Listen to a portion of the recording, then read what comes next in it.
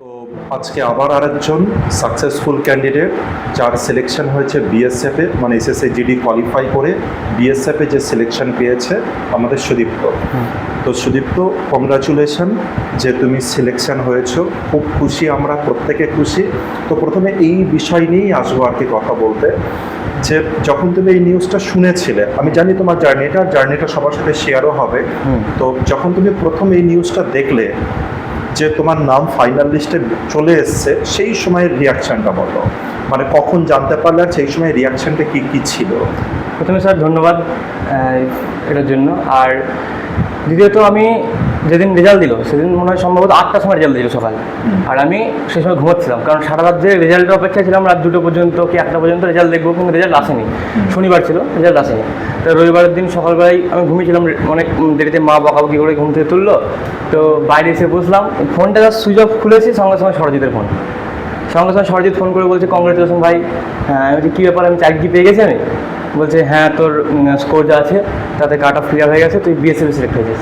তখন আমি তো খুশি হয়েছি। সঙ্গে সঙ্গে মা তখন পুজো করতে করতে বেরিয়ে আসলো, মা কান্নাকাটি শুরু করে দিল, সবাই মানে অত্যাধিক খুশি হয়েছিল। বাড়িতে স্যার মানে আমি আমার মা থাকি, ছোটোবেলা থেকেই আমার মা থাকি, বাবা বাইরে থাকে, বাবা খুব কম বাড়িতে আসে। তার বাবাকে ফোন করে বললো, সবাই খুশি। এবং আমার ফার্স্ট রিঅ্যাকশন যেটাই, যে একটা প্রচণ্ড বড় চাপ ছিল পরিবারের তরফ থেকে হোক বা আমার নিজেরও একটা, যে বন্ধু বান্ধব সবাই চাকরি পেয়ে যাচ্ছে, আমি সেখানে খুশি। এমনটা নয় যে সেখানে খুশি, আমি তো নিজের একটা হোক এটাও চাইছিলাম অনেকদিন ধরেই। তো এটা হয়ে গেল, অত্যাধিক খুশি ছিলাম।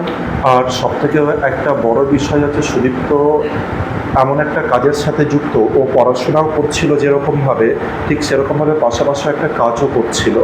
সেটা হচ্ছে ও সবসময় মানুষের যখনই কোনো কিছু দরকার পড়ে, যে কোনো রকম দরকার হতে পারে, সেটা কাউকে ব্লাডের জোগাড় হতে পারে, কেউ অসুস্থ হয়ে রয়েছে, ওর ব্লাড দরকার আছে কারোর, ও দৌড়িয়ে চলে যাবে সেখানে।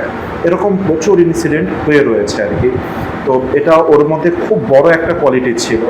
তো এই মানে হচ্ছে তুমি এই জায়গাটার বিষয়ে যদি কিছু বলতে চাও, তুমি পড়াশোনাও করছিলে, তার সাথে সাথে তুমি এই জায়গাটাও করছিলে, আর তুমি আমাকে এটাও বলেছিলে যে ওটা তোমার একটা বড় স্বপ্ন আর কি। ওই ব্যাপারটা যদি একটু বলতে। আসলে স্যার, আমি যখন হায়ার সেকেন্ডারি পাস করি, তারপরে তো আমি এই জার্নিটা শুরু করি পড়াশোনা করা কম্পিটিটিভ। কত সালে? 2018 সালে আমি শুরু করি। এবার সেই সময় আমি ভেবেছিলাম যে চাকরি বাকরি করবো। তারপরে একটা জিনিস আমার মানে রিয়েলাইজ করলাম যে চারিদিকে মানুষের নানা রকম সমস্যা, মানে অনেকে রক্তের জন্য মারা যাচ্ছে। তখন আমি একটা জিনিস ভেবেছিলাম যে আমি চাকরি করবো না। একটা সময় একটা টাইম ভেবেছিলাম চাকরি করবো না, এইসবই করবো। তখন আমি অ্যাকচুয়াল রিয়েলিটি তখন বেশ বয়স কম ছিল, 2018 সালে আমার 17 বছর বয়স ছিল, 17.5 বছর। তো সেই সময় ভেবেছিলাম যে চাকরি বাকরি করবো না, আমি এইসবই করবো। এই 2017 সাল থেকে তুমি এই জিনিসগুলোর সাথে ইনভলভ? হ্যাঁ, একদম। তো এইসবই করে ভেবেছিলাম, শুধুমাত্র আমি কেন তুমি এইসবের ইনভলভ বলে, মানে হচ্ছে কি ছিল যে তুমি কেন হচ্ছে কারোর অসহায় অবস্থায় পড়ে আছে, তোমার কেন ইচ্ছা হচ্ছে যে এবার হেল্প করো? বিষয়টা হচ্ছে স্যার, আমি জানি না কেন এরকম হয়, আমি বলি আপনাকে। একটা এরকমই ছোটোখাটো থেকে ইনভলভমেন্টটা বেড়ে গেল হচ্ছে একটা সময়। বহরমপুরে একটা বাচ্চা, বহরমপুরে বাড়ি ছিল, একটা বাচ্চা বোন ম্যারো অপারেশনের জন্য প্রচুর টাকা দরকার ছিল, প্রায় অ্যাপ্রক্সিমেটলি মোর দ্যান 25 লাখ। ঠিক আছে, এবার আমি দেখলাম যে বাচ্চারা শুধুমাত্র পয়সার জন্য অপারেশন হলো না, মারা গেল। মানে জিনিসটা আমার খুব মানে মন ছুঁয়ে গেছিলো যে মানুষ টাকা পয়সার জন্য মারা যাচ্ছে। সমাজে এত মানুষ, মোর দ্যান 130 crore, 130 কোটির উপরে মানুষ ভারতবর্ষে, অথচ ব্লাড ব্যাঙ্কে ব্লাড নাই, রক্তের অভাবে মানুষ মারা যাচ্ছে। তো এই জিনিসগুলো আমার খুব খারাপ লাগছিলো যে মানুষ হয়তো ছোটোবেলা থেকে আমরা পড়ে আসছি, ইতিহাস পড়ছি, ভূগোল পড়ছি, যে সুভাষচন্দ্র বসু এই করেছিল সমাজের জন্য, গান্ধীজি এই জিনিসগুলো করেছে। আমরা সেখানে প্রাউড ফিল করি যে আমি ভারতীয় হিসাবে গর্ববোধ করছি যে এগুলো ওনারা করেছেন। কিন্তু বিষয় যখন নিজের ক্ষেত্রে আসে, কোনো মাই অ্যাকচুয়ালি চায় না, মানে বেশিরভাগ ভারতবর্ষের মাই অ্যাকচুয়ালি চায় না যে আমার ছেলে ক্ষুদিরাম বসু হোক বা সুভাষচন্দ্র বসু হোক দিয়ে ঘর ছেড়ে দিক। কিন্তু আমি সেইগুলো চাইছি যে আমরা পড়া করছি, ইতিহাস পড়ছি, তারপর ওনাদের জীবনী পড়ছি, কিন্তু জীবনে থেকে শিক্ষা নিচ্ছি না, তাহলে এগুলো আমাদের কী লাভ হলো? এবার সেই সময় আমার একটা জিনিসই ভেবেছিলাম যে মানে আমার আদর্শ যদি ভগৎ সিং হয়, ক্ষুদিরাম বসু হয় বা সুভাষচন্দ্র বোস হয়, তাহলে ওনাদের মতো কাজ কেন করবো না আমি, যে ওনাদের মতো কাজ করাটা আমার উচিত। তখন ভেবেছিলাম যে আমি চাকরি বাকরি করবো না, এইসবই করবো। একটা সময় ভেবেছিলাম যে পড়াশোনা শুরু করে আপনার কাছে পড়তে রেখেছিলাম, ম্যাথ প্রেসার পেয়েছে, তারপর ছেড়েও দিয়েছিলাম আমি, এইসবই ভেবেছিলাম। এই সমস্ত কিছু নিয়ে আমি একটু ডিফিকাল্টির মধ্যে ছিলাম। তারপরে একটা টাইম বাড়ি থেকে অনেক বোঝালো, এমন দিনও গেছে যে রাত 2টো পর্যন্ত আমাকে বুঝিয়েছে, রাত 2-3টে পর্যন্ত মা আমাকে বুঝিয়েছে। এবার আমি একটু অন্যরকম ভাবনা চিন্তা করতাম, তো মা আমাকে বুঝিয়েছে। তারপরে একটা বুঝতে পারলাম যে রিয়ালিটি এর থেকে বেশি শক্ত। মানে আমি এগুলো করবো ভাবছি, কিন্তু আমার কাছে যদি আমার নিজেরই কোনো সাপোর্ট না পাই বা নিজেরই কোনো আর্থিক মানে সচ্ছলতা না থাকে, তাহলে আমি কিছুই করতে পারবো না। একটা সময় আমি নিজেই এরকম হয়ে যাবো, দেখা গেল দেখা গেলো যে আমি বিপদে পড়ে গেলাম, অন্য কারো সাহায্যের অপেক্ষায় বসে থাকতে হচ্ছে। সেই জন্য ভাবলাম না, তারপর আবার শুরু করতে হবে। সেই জন্য আবার আপনার কাছে আসলাম, পড়াশোনা শুরু করলাম, স্টেপ বাই স্টেপ ফলো করলাম, দৌড়ালাম। আর আমার এই চাকরি জার্নিতে আমার সব থেকে বড় বাধা হচ্ছে আমার পড়াশোনা নয়, আমার সব থেকে বড় বাধা ছিল আমার শরীর। মানে আমার যখন আমি এইচএস পাস করলাম, হায়ার সেকেন্ডারি দিলাম, তখন আমার ওজন ছিল অ্যাপ্রক্সিমেটলি 100 কিলো, 100 কিলো ওজন ছিল। এবার দৌড়ানো দূরে থাক, আমি অ্যান্টি প্যারালাল, মানে সঠিকভাবে হাঁটতেও পারতাম না আমি, ঠিক আছে। এবার সেই জন্য আমার ভাবনা যে চাকরি করবো তো কী করবো। তখন আমার এইরকম চিন্তা ভাবনা ছিল না যে সিভিল সার্ভিস দেবো। সিভিল সার্ভিস বিষয়টা জানলাম কলেজ পাস করার পর। তখন আমি ভেবেছিলাম যে আমাদের এলাকার ছেলেপিলে সব আর্মিতে থাকে, বিএসএফে থাকে। আমার স্বপ্ন ছিল যে তাহলে চাকরি যদি করি তাহলে বিএসএফে করবো বা আর্মিতে করবো, এইসবও করবো। তারপর ওজন কমানো শুরু করলাম, দৌড়ানো শুরু করলাম। আমি আর সুরজদা আপনাদের উপর চাকরি পেয়েছে, ডাব্লিউবিতে সিলেক্ট হয়েছে, দুজন মিলে দৌড়ানো শুরু করলাম। দিনে 4 বার দৌড়েছি এমন দিন গেছে। খাওয়া দাওয়াটা কমালাম, অনেক খেতাম। সেখান থেকে হয়তো অনেক কমিয়েছিলাম, প্রায় 70-80% পর্যন্ত কমিয়ে দিয়েছিলাম খাওয়া দাওয়া। তারপর সেখান থেকে দৌড়ানো শুরু করলাম, ওয়েট কমলো। প্রথমবার আর্মি মাঠে গেলাম 2018 সালে মনে হয়, না 19 সালে, 2019 সালে আর্মি মাঠে গেছিলাম বহরমপুরে। সেখানে আমি বাদ গেছিলাম, ওই একটাই মাঠ যেখানে আমি বাদ পড়েছিলাম। 87 কিলো ওয়েট ছিল সেই সময় আমার। ওভারওয়েটেছে না, দৌড়াতে পারিনি। কারণ ওই প্রথম আমি জীবনে অনেক মাঠে গেছি, 5 কিলোমিটার 1600 মিটার অনেক মাঠে গেছি, শুধুমাত্র একটা মাঠে ফেল করেছি, সেটা হচ্ছে আর্মি মাঠ। কারণ সেই মাঠ ফেল করার পর আমি নিজেকে একটা জিনিস বুঝিয়েছিলাম যে পরীক্ষাতে হয়তো আমি কাট অফ ক্লিয়ার নাও করতে পারি। মানে বলতে চাচ্ছি যে ধরুন আমি 100 মধ্যে যদি 90 তুলি, তা হয়তো কোনো এক্সামে এতটাই টাফ কম্পিটিশন, সেখানে ক্লিয়ার করতে পারবো না। কিন্তু দৌড় হচ্ছে এমন একটা জিনিস, যদি আমি টাইমের মধ্যে ঢুকে যাই তাহলে আমাকে কেউ আটকাতে পারবে, মানে ফেল করাতে পারবে না। সেই জন্য আমি ভেবে নিয়েছিলাম যে আমি পরীক্ষায় পাস করে আর না করি, আমি আর দৌড়ে কোনোদিন ফেল করবো না। আর এই যে দৌড়ের যে ব্যাপারটা আছে, এটা আমিও অনেক আগে থেকেই, মানে ও যখন জব পাইনি, যার কথা বললো সুরজ, বা হচ্ছে ওর যারা বন্ধুরা রয়েছে যারা একসাথে মাঠে দৌড়ায়, তো ওরা আমাকে এসে বারবার বলতো যে স্যার, শুধুমাত্র সুদীপ্ত একটা সময় ছিল যে সময় মাঠে ভালো দৌড়াতে পারতো না, কিন্তু একটা সময় তারপরে এলো এরকম যে ও মাঠের বেস্ট রানারদের মধ্যে একজন ছিল। মানে এত ভালো হচ্ছে সুদীপ্ত, মানে হচ্ছে দৌড়াই।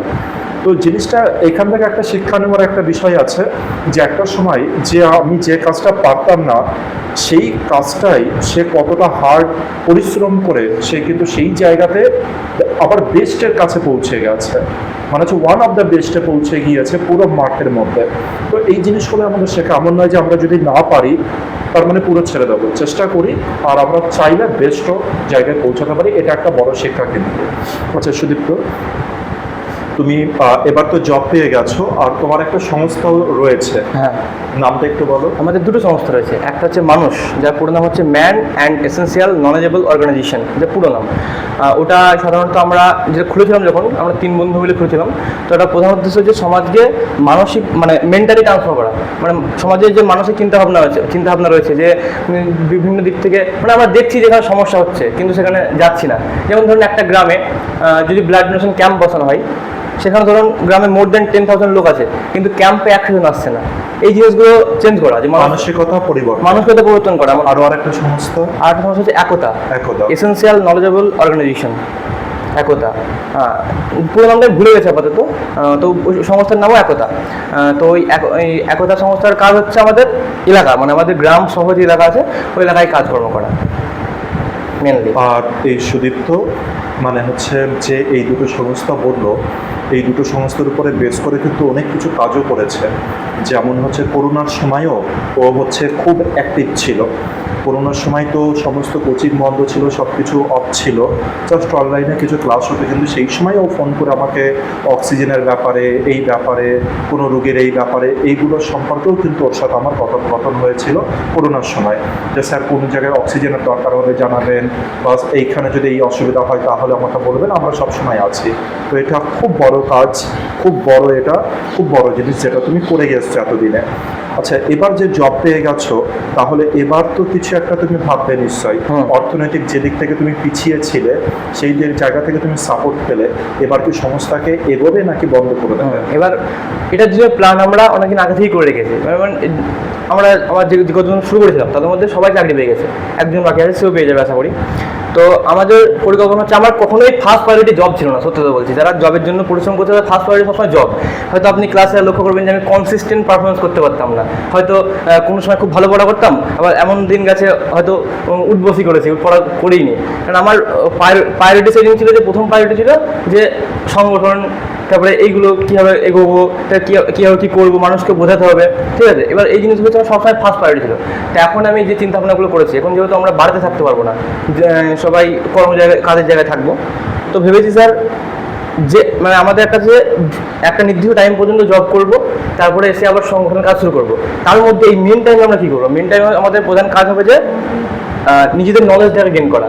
এবার যদি আমি কাউকে বোঝাতে যাই, তাহলে তাকে আমার নিজের তো আগে নলেজ থাকতে হবে, জ্ঞান থাকতে হবে। সেই জন্য আমরা সিদ্ধান্ত নিই যে প্রচুর পড়াশোনা করবো। কীরকম পড়াশোনা? বই পড়বো, বিভিন্ন লেখকের। যে আপনি ব্যাচে বলতেন না যে কোনো কিছু সম্পর্কে জানতে গেলে শুধুমাত্র নিজেদের নয়, অনেক পড়তে হবে। দেখা গেলো কোনো একটা টপিক আছে, সেই টপিকে আমরা আমাদের দেশের লেখানি পড়ছি, কিন্তু সেখানে আমরা জানতে পারছি না ঠিকঠাকভাবে। ঠিক হবে তো আমার নিজেদের ওপিনিয়নটা জানতে পারছি, কিন্তু তার বাইরেও অনেক ওপিনিয়ন আছে, তার বাইরের লেখকরা লিখেছে। এই সমস্ত কিছু ডিপলি আমার অনেক পড়ার ইচ্ছা আছে। শুধু আমার নয়, যারা আমাদের যুক্ত আছে তাদের সবারই এই ইচ্ছাটা রয়েছে।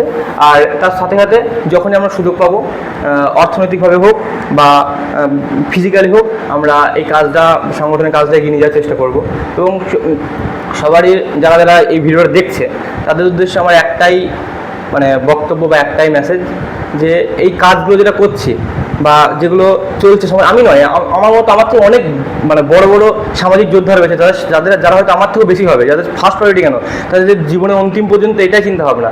কিন্তু এটা কিন্তু তাদের মানে এমনটা নয়, তারা কিন্তু সমাজের উপর যেটা করছে সেটা সম্পূর্ণভাবে প্রেসারাইজ করছে, নিজের থেকেই করছে। এবং এটা কর্তব্য, প্রত্যেক যুবকের করা উচিত। ভারতবর্ষ হচ্ছে গোটা পৃথিবীর মধ্যে, আমার যতদূর মনে আছে, যে ভারতবর্ষ গোটা পৃথিবীর মধ্যে সব থেকে বড় যুবক দেশ, ইউথ কান্ট্রি।